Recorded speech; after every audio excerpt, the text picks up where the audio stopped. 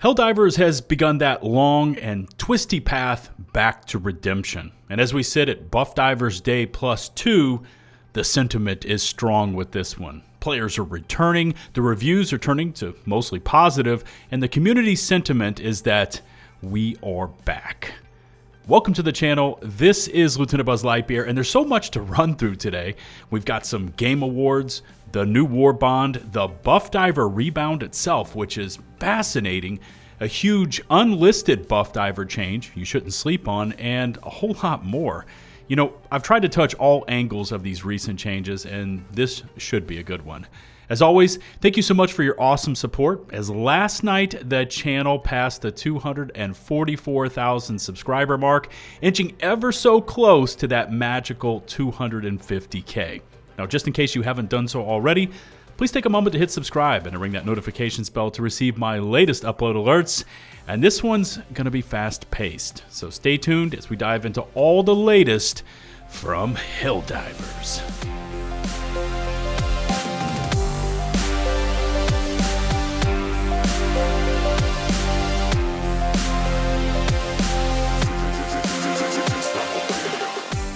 A new Warbond dropping means new armor sets for sale over in the Superstore, and both of these include the new Advanced Filtration passive for 80% resistance to gas damage and effects. Now, first up is the AF52 Lockdown, heavy body armor for 400 super creds. You've also got that matching helmet, which reminds me of a futuristic welding mask for some reason. There's this new AF91 Field Chemist, which looks demonic, along with the shiny green AF91 Field Chemist medium armor. Again, both of these new armors and helmets require you to spend super creds, and the reset for these, by the way, is set for 3 days. Also remember, you can loot those super creds out in the missions, completely removing the need to spend real money for the endgame currency. While we're talking shop, let's spend just a few seconds on the current command and control major order. And I've already mentioned this in a previous video, but this MO format is unlike anything we've ever seen in Helldivers. There are no specific planets to liberate or defend. There's no bug or bot kill counts. All there is to this one is a game of simple math. We need to liberate more planets than the enemy by the end of this one next week. I mean, it's really that simple. But unfortunately, we are currently losing this task by a count of 2-0. Now, I would offer you this advice. First, find a planet that is currently in a liberation campaign and do your part. And second, one mission does nothing. Even 2 missions means 0. You need to stay in it to win it. And that means completing all 3 missions in a campaign. Only then do those progress points count towards the liberation. But don't worry, divers. We've got time, and the weekend is coming when our forces will be at their highest. And since the new Warbond is live and you will be scrounging every last medal you can find, today's daily or personal order is to kill 30 enemies with the Orbital 120 Barrage. And those 30 kills are spread across the entire squad. Once done, as always, expect to pocket 15 medals. With all of that out of the way, it's now over to the new stuff we go, and the Chemical Agents Warbond is of course now live, setting you back to standard 1000 super creds.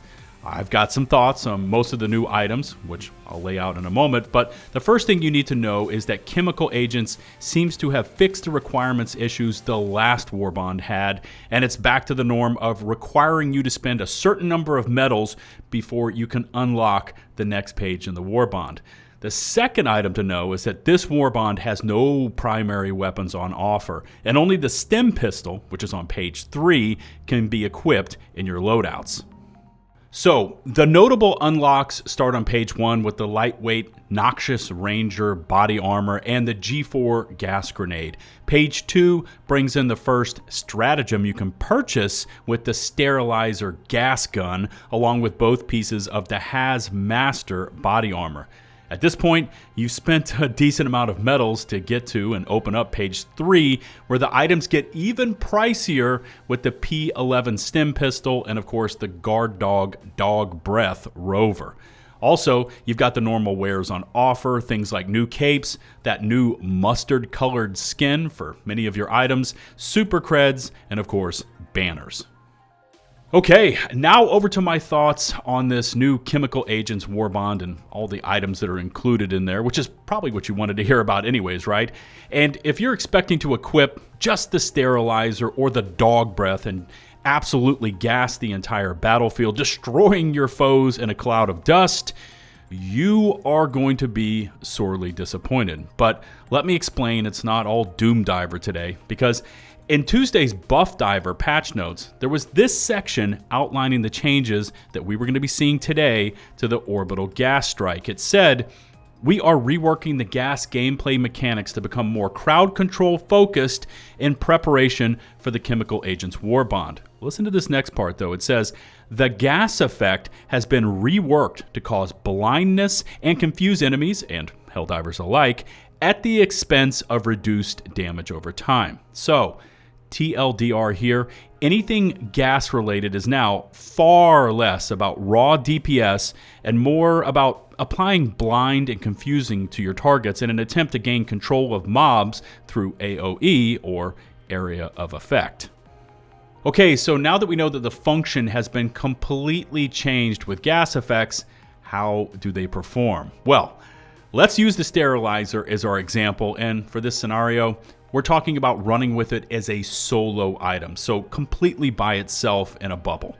It looks and operates almost exactly like the flamethrower, just with a different skin, and while yes, you can waggle it from side to side, hosing down mobs, its overall dots, or damage over time ticks, seem to be very small indeed, as was prefaced in that above reference in Tuesday's patch notes. Now, I tested it out versus the bugs, and it kills scavengers on contact, but anything past there either takes time to eventually choke out, or it can just tank through the gas application. Notice I didn't say gas cloud, gas application, and then you have to either hit the targets again with another blast of gas, or swap over to a DPS weapon and finish them off.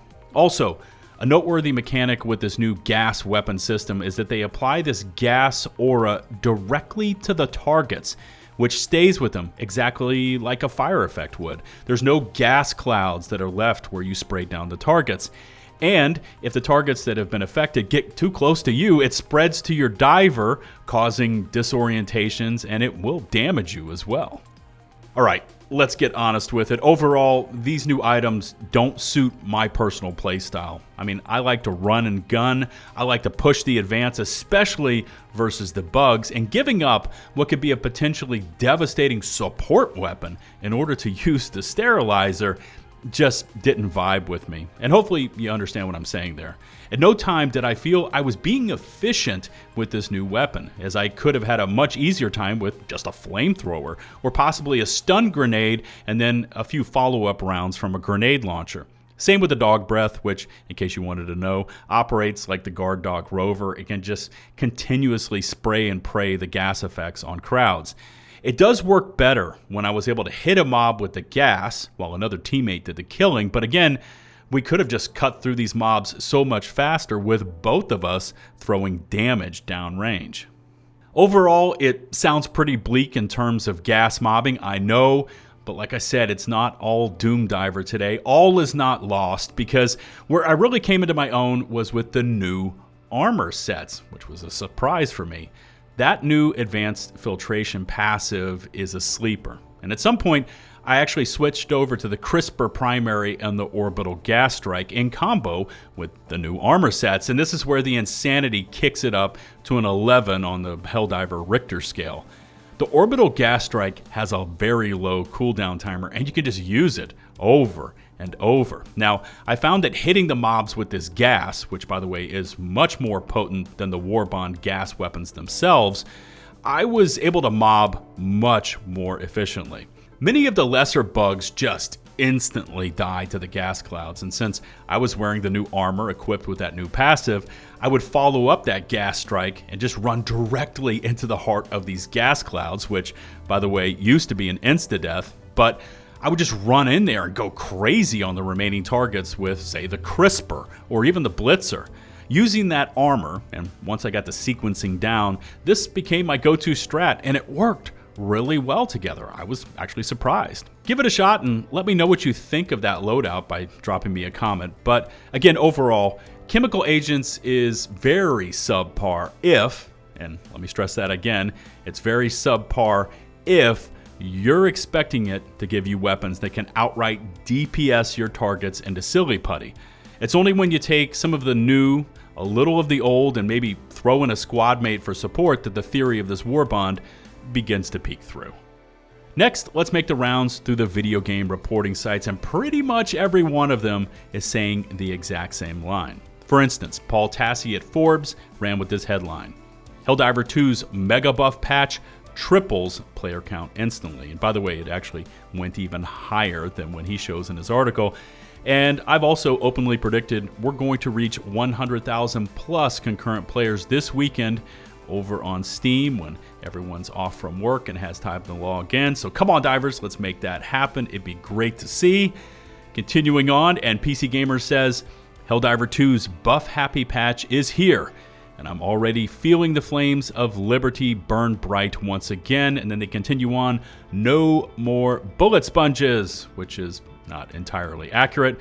There are still bullet sponges in the game, but at least now we have options to equip that can deal with those hardened targets. And one more here, let's take a look at this one. Polygon says Helldiver 2's newest patch attempts to restore the fun with big buffs.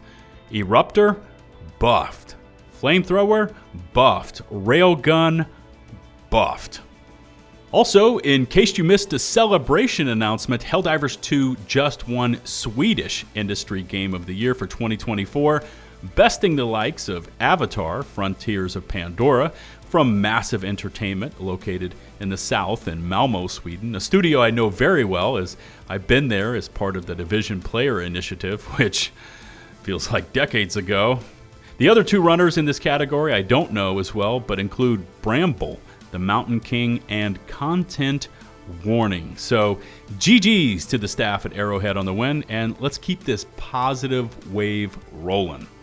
Let's rewind and switch gears for just a second and swing back to that Helldivers Rebound itself, best personified by the players returning to the game, up from 5,000 concurrent players less than a week ago on Steam to now nearly 70,000 players, the first night the Buff Diver update went live.